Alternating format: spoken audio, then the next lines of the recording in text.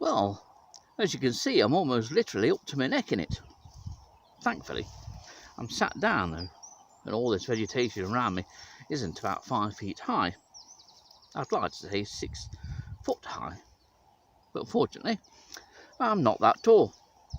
Anyway, this little video, I want to reintroduce you to an old friend, a species that you might have seen in numbers, certainly greater numbers than what appear to be around at the moment. And it's the familiar two-spot ladybird, Adalia bipunctata.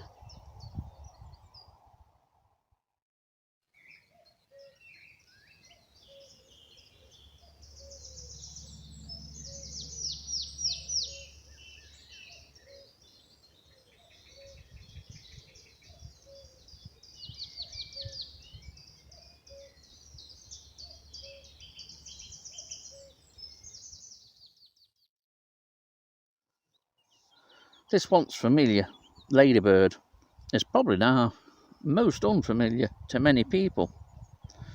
It might only be that people of a certain age, old people like myself, can remember when this was common.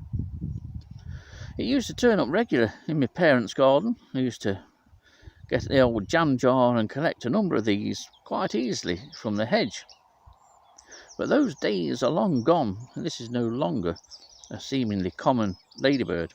I very rarely get this in the garden at home. Indeed, now the best place to see this ladybird is in habitats such as this, with lush, rank vegetation, with nettles beds, but also stands of cow parsley. Cow parsley seems to be a key in the life cycle and needs and requirements of this lovely little ladybird. It is, of course, the two-spot ladybird, Adalia bipunctata. I seem to remember that this species was commoner than the 7-spot ladybird, but I could be wrong. That could be a memory that has been twisted and changed by the fullness of time, too much time.